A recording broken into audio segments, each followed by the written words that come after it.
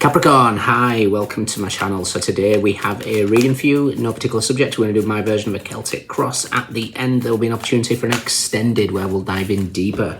You can watch this for Capricorn, Sun, Moon, Rising, Venus, Mars, Mercury, North Node, or Vertex, or if any of those planets are currently transiting your 10th house. This could be for you. Thank you, however you support the channel, very much appreciated. All information's in the description box. Just hit the more button below. Capricorn, I was shown a very interesting wildlife interaction, should I say. I don't know what it was from, but it was a wounded lioness being attacked by hyenas, and it was very wounded. It couldn't defend itself, and it was looking like doom and gloom. And then out of nowhere, bang! The lion appears and really rips them apart, and literally. I don't know whether this is an indication of maybe feeling wounded and all of a sudden something very, very strong is coming in. Whether this is a partnership, whether this is a burst of energy, whatever, the masculine aspect of yourself, because we've got the lion and the lioness.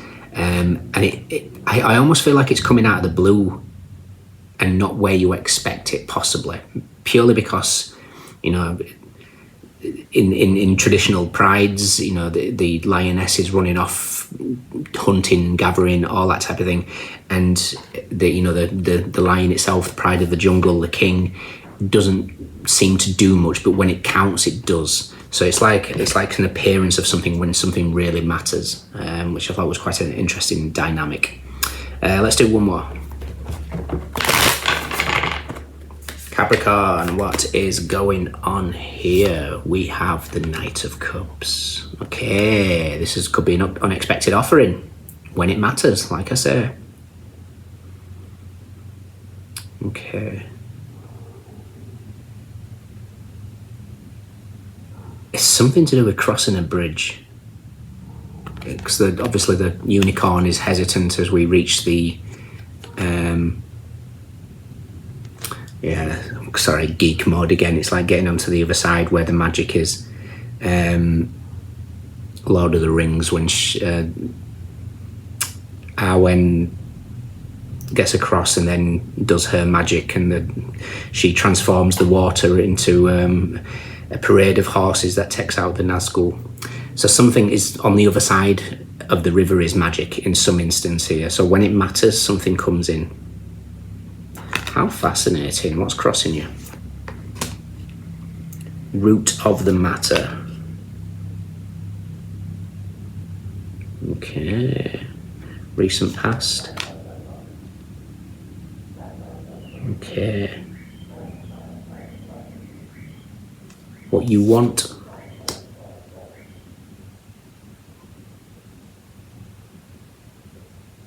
This could be an unexpected reunion in some formats that comes out of nowhere.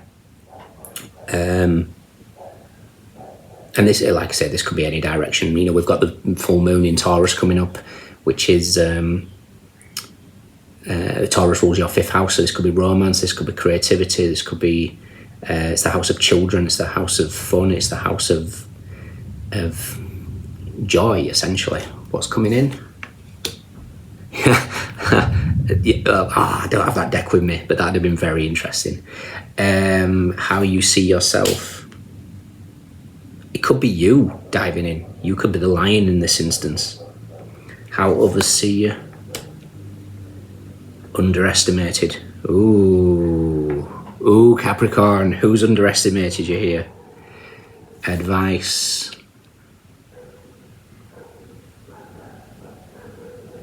Okay, and potential outcome.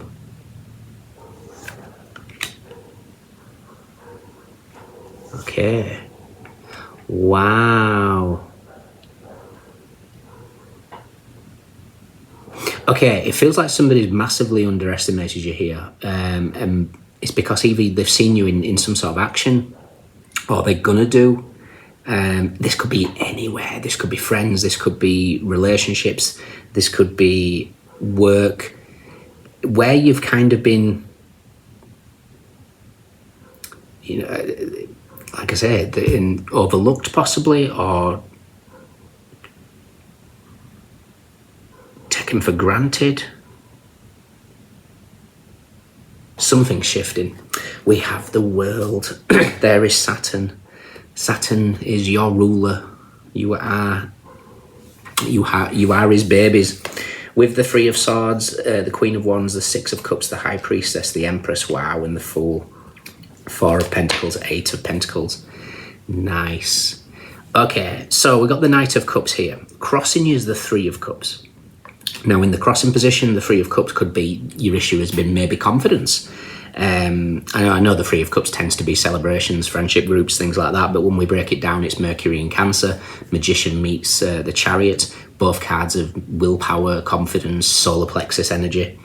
There's something that has felt weak in essence, and I almost feel like you prove your worth in some format here. Like I say, what that is, I have absolutely no idea. But something is dramatically shifting. It's also, you know, maybe you lack the confidence of how you communicate with, you know, the one-on-ones. If we think Mercury in Cancer, that's the Magician, like I say, in the Chariot, but Cancer rules your 7th house of one-on-ones, contracts, romantic, all types of one-on-ones, all types. You know, the dealings with the local baker or whether it's the barista at the coffee shop, this is your interactions. Recent past is the Temperance card. Temperance is Sagittarius energy. It's the ruler of your 12th house. So, you know, there's a lot of emphasis here of Sagittarian energy with Mercury doing its retrograde. So this could be, you know, how you communicate. Maybe you communicate complete with honesty and clarity, and it's really having you stand out in some format here. Something's shifting though. It's a card of the middle ground. It's the card of almost abdication in some aspects. So this could be turning something, like, for example, something that's just happened to me, and I'm Capricorn myself. There was a little bit of a screw up at my current digs, and they tried a peace offering with a bottle of wine, you know, a few years ago. That would have been ideal. I don't drink anymore. And it was a case of, you know, no thank you. I appreciate the offer, but no thank you.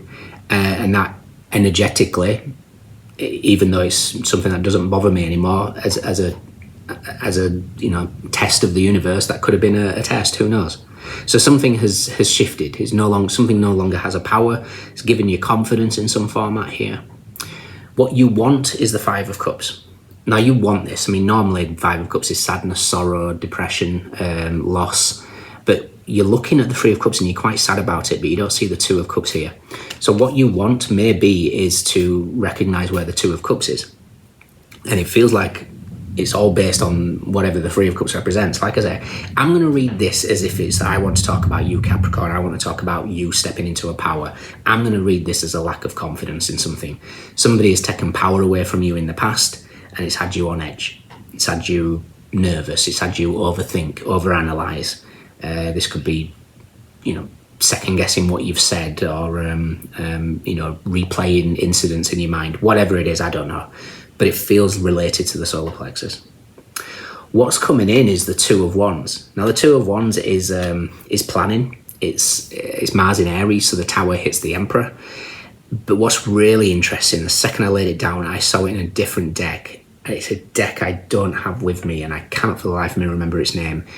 It's the same lady that created the Crow Tarot. She did, is it the Guardians of, I was going to say Guardians of the Galaxy then, Christ. Such a geek.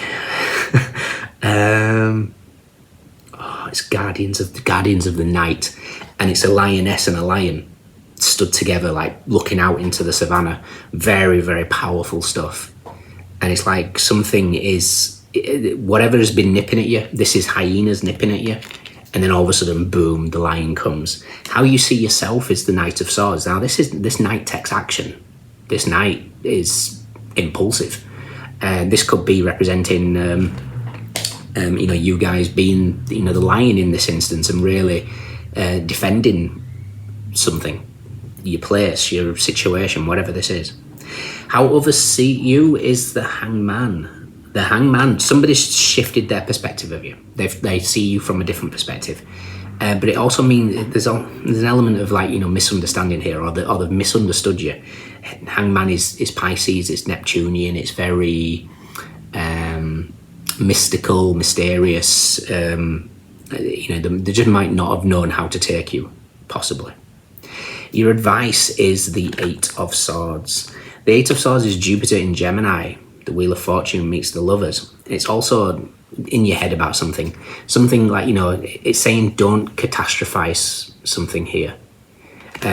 You're wedged in between Four of Swords and the Four of Swords. Inner peace.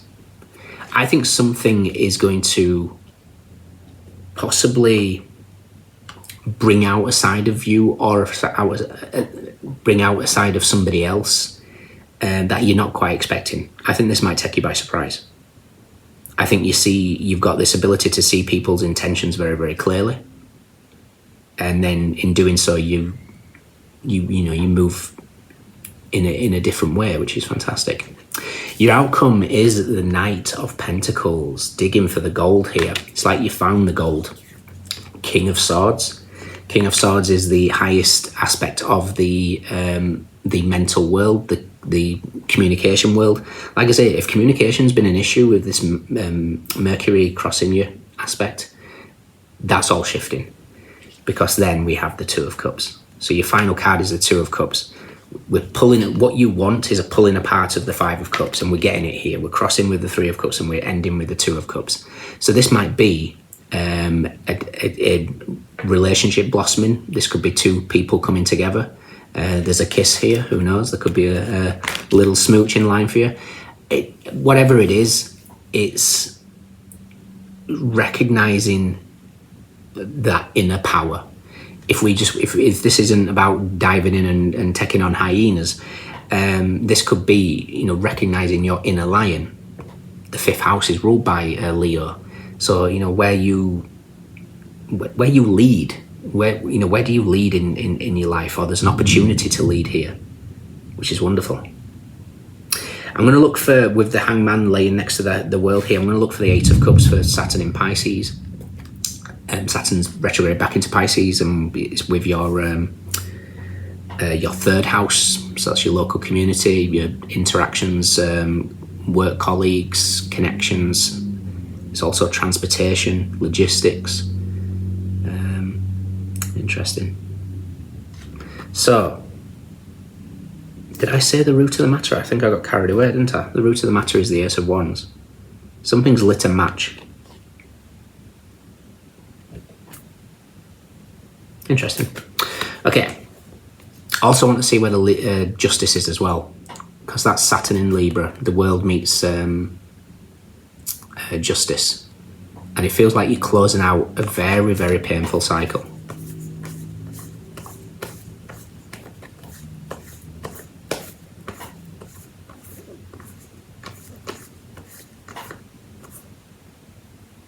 Nice. Oh wow. Okay, guys, fantastic. So the Lion, which is obviously a strength card, is Leo, is with the Magician and the Lovers. That's a powerful combination of something very, very destined between two people here. And it's like you've recognized now, maybe recognize yourself, who you truly are. The Queen of Swords is the counterpart to the King of Swords. This could be just everything aligning you for maybe to take something to the next level, to meet somebody possibly, depending on what your current situation is. Sun and the Moon are together with the Devil. Nice. With the Ace of Swords. Nice. You guys are the Devil, so I don't get worried about that. So yeah, very balanced energy here. Wheel of Fortunes with the Nine of Cups. Fantastic. Could this be the moment? Because the Eight of Cups is with the Seven of Wands and the Star card. The Seven of Wands for me is representing here Angel Rael, which is the Angel of Liberation. Number 29 of the Angels of the Kabbalah. So 29 might be important. Interestingly as well, with Temperance in the recent past, 29 in the herbal astrology is Shisandra, which is Temperance. Okay, Justice is with the Page of Swords and the Three of Pentacles. It's like you're remembering your gifts, remembering your power, what you're here to do, claiming your power back. Final card is that Six of Pentacles, the Moon in Taurus, which is happening in a couple of days' time in your fifth house. Let's just quickly touch on Shisandra, just in case I've missed anything.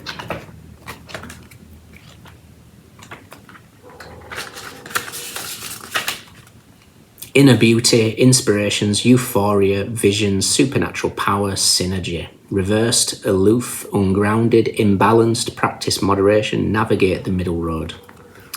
Okay, like the Temperance card in the Tarot, the goddess holds a cup of water representing the subconscious as she crosses over a stream. There's that Knight of Cups crossing over the stream. I knew it was standing out for some reason. Representing the conscious mind. Shisandra's medicine teaches us about the high alchemy of beauty, grace, and the harmony of dualities. There's your sun and the moon. Like the medicine of Swan, Shisandra is here today to remind you of the grace within balance, patience, and moderation.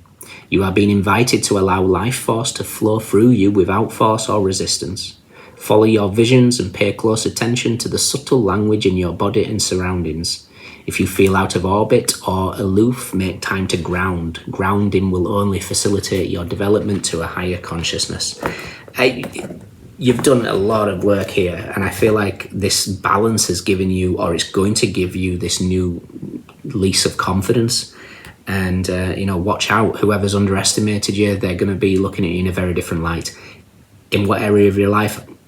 I don't know. But it could be in many different areas. Changes here. Okay? In your extended, I want to take a look. I want to take the energy of the lion, because something's really, really kind of jumping at me about that lion. So you might be a spring of call to action for something. So we'll take that, what we know, what we don't know, recent past advice, and potential outcome. If you can join me, fantastic. If not, let me know if it resonates. Mercury in Cancer. We have Sagittarius, Mars in Scorpio, Mars in Aries, Pisces, Jupiter in Gemini, Venus in Cancer, Capricorn, Saturn in Libra, Sun in Scorpio, Cancer, Pisces, Taurus, Libra, Gemini, Aquarius, Sun in Capricorn, Sun in Virgo, Jupiter in Leo. We have Cups, Wands, Swords, Pentacles. Everyone's here. Those are your standouts. Let me know. Take care. See you soon. Bye.